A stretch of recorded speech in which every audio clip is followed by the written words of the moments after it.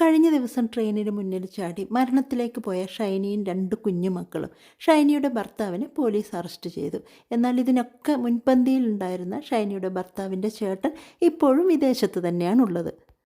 ജീവിതത്തിൻ്റെ ദുരിതങ്ങളിൽ നിന്നും സങ്കടങ്ങളിൽ നിന്നും ഒരു ഒളിച്ചോട്ടം പോലെ കുഞ്ഞുങ്ങളെയും എടുത്ത് ട്രെയിനിന് മുന്നിൽ പോയി ആത്മഹത്യ ചെയ്ത ഷൈനിക്ക് ഭർത്താവിൻ്റെ വീട്ടിൽ നിന്ന് മാത്രമാണോ ദുരിതമുണ്ടായത്?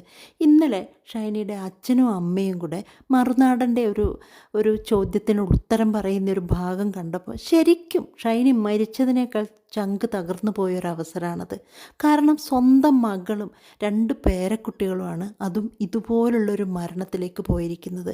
എന്നാൽ ഷൈനിയുടെ അച്ഛൻ വളരെ കൂളായിട്ട് അയൽവക്കത്തെ ഏതോ ഒരു കുട്ടി മരിച്ചതിനേക്കാൾ അതുപോലും ഇതിലും ദുഃഖത്തിലേ നമുക്ക് പറയാൻ പറ്റുള്ളൂ. എന്നിട്ടും സ്വന്തം മകളും ഈ കുട്ടികളും മരിച്ചതിനെ പറ്റിയൊക്കെ പറയുമ്പോൾ എന്തോ ഒരു കോമഡിയൊക്കെ പറയുന്നത് പോലെ ചിരിച്ചുകൊണ്ട് പറയുന്നു. എന്നാൽ എന്തോ പണത്തിൻ്റെ കാര്യം ചോദിച്ചപ്പോൾ സൈഡിൽ നിന്ന് അമ്മ അതിനെ എതിർക്കാൻ വേണ്ടി ചാടി വന്ന് കാര്യങ്ങൾ പറയുന്നു. എന്താണെന്ന് എത്ര വിചാരിച്ചിട്ടും മനസ്സിലാവുന്നില്ല. അവരുടെ മൂത്ത മകളാണ്. പിന്നെ അവരുടെ സഹോദരങ്ങളൊക്കെ ഇന്നലെ വന്നു, വെളുപ്പിന് വന്നു, വൈകുന്നേരം പോയെന്ന് പറഞ്ഞു.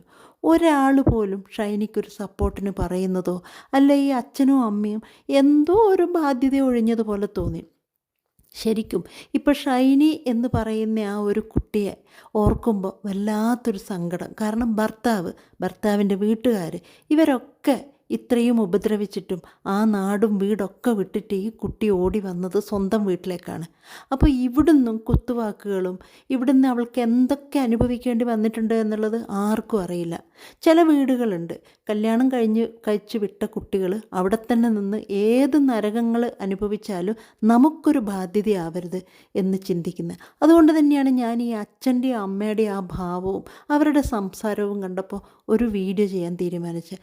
എനിക്കറിയുന്ന കുടുംബങ്ങളിൽ തന്നെ ചിലവർ ഗൾഫിലേക്ക് പോയി അവിടെ വലിയ ജോലിയൊന്നുമില്ല. അപ്പോൾ സ്വന്തം വീട്ടിലാക്കിയിട്ടാണ് പോയതെങ്കിൽ കൃത്യമായ പൈസയില്ല, അല്ലെങ്കിൽ അവരിനി നമുക്കൊരു ബാധ്യതയാവും എന്ന് തോന്നുമ്പോൾ ഒരുപാട് ദുർമുഖങ്ങളും കുത്തുവാക്കുകളും പറയുന്ന വീടുകൾ എനിക്ക് മുമ്പേ അറിയുന്ന കാര്യങ്ങളാണ്.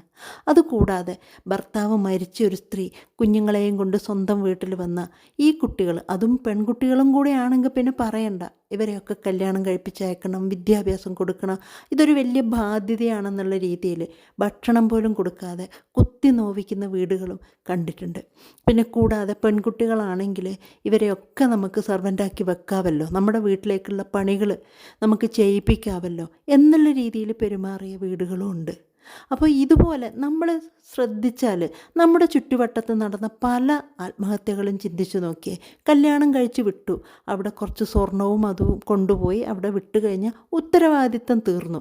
അവളെ കല്യാണം കഴിപ്പിച്ച് ഒരു കൈകളിലേക്ക് ഏൽപ്പിച്ചു. അവിടെ ഇനി എന്ത് പീഡനം ഉണ്ടെങ്കിലും നീയായി, നിൻ്റെ പാടായി എന്നുള്ളൊരു രീതി സ്വീകരിക്കുന്ന ചില മാതാപിതാക്കൾ, ചില കുടുംബങ്ങളെ കണ്ടിട്ടുണ്ട് അല്ലേ. അതിനു മുമ്പുള്ള പല പെൺകുട്ടികളും ആത്മഹത്യ ചെയ്യുമ്പോൾ എനിക്കിവിടെ പിടിച്ചു നിൽക്കാൻ പറ്റുന്നില്ല, ഞാൻ തിരിച്ചങ്ങോട്ടേക്ക് വരികയാണ്, എനിക്ക് പറ്റുന്നില്ല, എന്നെ വന്ന് കൂട്ടെന്ന് പറയുമ്പോൾ നമ്മൾ കണ്ടതാണ്.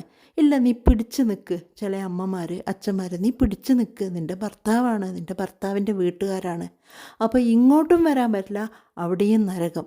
അപ്പോൾ ഈ പെൺകുട്ടികൾ എന്ത് ചെയ്യും? അപ്പോൾ ഈ പെൺകുട്ടികൾ മരണത്തിലേക്ക് പോകുന്നു.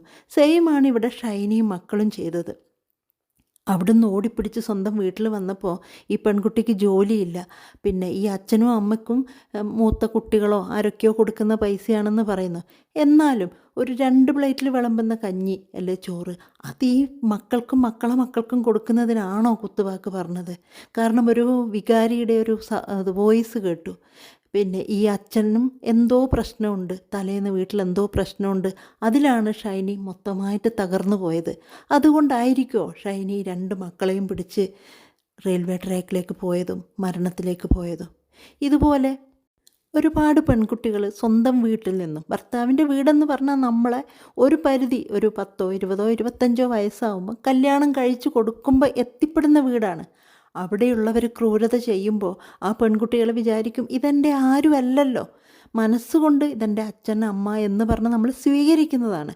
ഭർത്താവായാലും അതെ. പക്ഷേ ജനിച്ചു വളർന്ന ചെറിയ ആ സമയം മുതൽ കല്യാണം കഴിഞ്ഞ് പോകുന്നത് വരെ എൻ്റെ സ്വന്തം എന്ന് കരുതി സ്നേഹിച്ച പെൺമക്കൾ മറ്റൊരു വീട്ടിൽ പോയി അവിടെ ഒരു കാര്യം, ഒരു കല്യാണം കഴിഞ്ഞ് കുറച്ച് സ്വർണവോ പണവോ ചിലവാക്കി അവിടെ എത്തിക്കഴിഞ്ഞാൽ പിന്നെ എന്തുണ്ടെങ്കിലും നീ അവിടെ പിടിച്ച് നിന്നോളുക എന്നുള്ളൊരു ഇത് നമ്മൾ മാറ്റണം ആരും.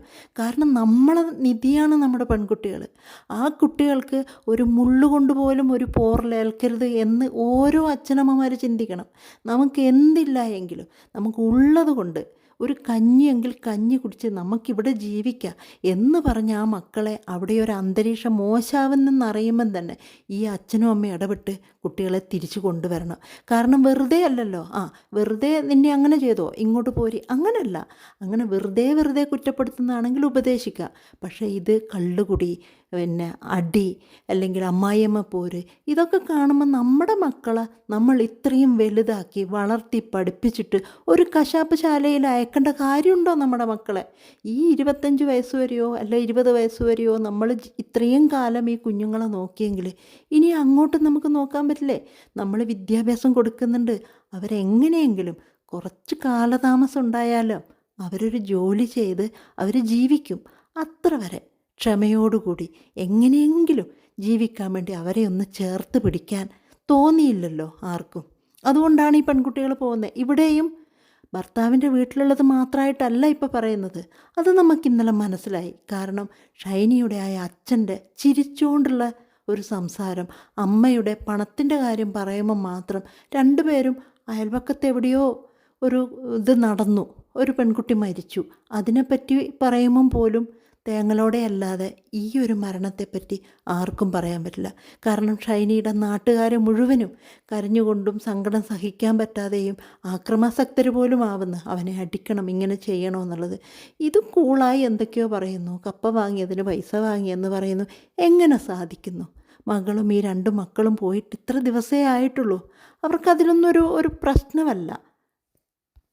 ഇനിയെങ്കിലുമുള്ള കുട്ടികൾ, ഏത് കുട്ടികൾ, ഇപ്പോൾ ഭർത്താവ് മരിച്ചിട്ടായിരിക്കാം ചിലപ്പം വരുന്നത്, അല്ലെങ്കിൽ ഡിവേഴ്സായിട്ടായിരിക്കും ചിലപ്പം വരുന്നത്. ഒരു ജീവിതത്തിലോട്ട് പോയിട്ട് പാതി വഴിയിൽ ഇങ്ങനെയൊരു ബുദ്ധിമുട്ട് വരുമ്പോൾ അവർ പിന്നെ എങ്ങോട്ടാണ് മടങ്ങി പോകേണ്ടത്? എൻ്റെ സ്വന്തം അച്ഛനും അമ്മ എന്നുള്ള രീതിയിലല്ലേ അവർ തിരിച്ചിങ്ങോട്ട് വരുന്നത്. അപ്പോൾ ചേർത്ത് പിടിച്ചില്ലെങ്കിലും മനസ്സിനെ വല്ലാതെ മുറിവേൽപ്പിക്കുന്ന വാക്കുകളും പറഞ്ഞ് അവരുടെ മുമ്പിൽ പണത്തിൻ്റെ കണക്കും പറഞ്ഞ് അവരെ ഇതുപോലെ മരണത്തിലേക്ക് ഒരു കുടുംബങ്ങളും തള്ളിവിടരുത്. കാരണം അവർക്കും മുന്നോട്ട് ജീവിക്കാൻ, അവർക്കും മുന്നോട്ടുള്ള ആഗ്രഹങ്ങളും ഒക്കെ കൊണ്ടാണ് അവർ കല്യാണം കഴിഞ്ഞ് പോകുന്നത് തന്നെ. അവിടെ നിന്ന് ഇതുപോലുള്ള എല്ലാ തിക്താനുഭവങ്ങളും കഴിഞ്ഞതിന് ശേഷം മടങ്ങി വരുമ്പോൾ എൻ്റെ സ്വന്തം അച്ഛനും അമ്മയും ഇതുപോലെ കാണിക്കുന്നു എന്നുള്ളത് വീണ്ടും കൂടുതൽ തകർക്കും. അതുകൊണ്ട് തന്നെ ആയിരിക്കാം പെട്ടെന്ന് ഷൈനി 2 മക്കളെയും കൊണ്ട് റെയിൽവേ ട്രാക്കിലേക്ക് ഓടിയത്. അതേ സമയത്ത് നമ്മളുണ്ടെന്ന് പറഞ്ഞ് ചേർത്ത് പിടിച്ചിരുന്നെങ്കിൽ അവർ കഴിക്കുന്നതിൽ നിന്ന് മരണം വരെ, അച്ഛൻ്റെയും അമ്മേൻ്റെയും മരണം വരെ നിനക്കും നിൻ്റെ കുഞ്ഞുങ്ങൾക്കും ഞങ്ങളുണ്ട് എന്നുള്ള ഒരു കരുതൽ, ഒരു വാക്ക് കൊണ്ടുള്ള കരുതൽ കൊടുത്തിരുന്നുവെങ്കിൽ ഇന്നും ഷൈനി ഇവിടെ ഉണ്ടായേനെ. അല്ല എങ്കിൽ ഇത്രയും 9 മാസമായി ഭർത്താവിൻ്റെ വീട്ടിൽ നിന്ന് ഇറങ്ങി വന്നിട്ട് ഇപ്പം പെട്ടെന്നൊരു നിമിഷം ഇങ്ങനെയൊന്ന് ചെയ്യണമെങ്കിൽ എന്തോ സഹിക്കാൻ പറ്റാത്തൊരു വേദനയായി മുന്നിൽ ഷൈനിയും ആ 2 കുഞ്ഞുങ്ങളും.